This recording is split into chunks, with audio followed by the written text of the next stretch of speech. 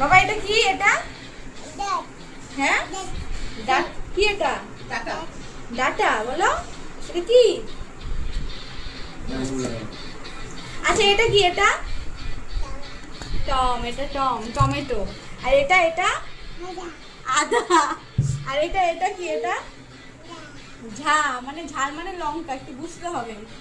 এটা কি? এটা কি আগে বলো? এটা কি? এটা কি বলো? আলু। বলো বলো এটা কি? এটা কি বাবা?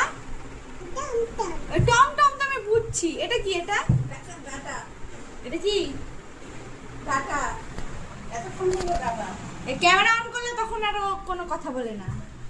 দুষ্টামি এগুলো সব। এটা কি? এটা তো আলু, তুমি বলতে পারো, বলো।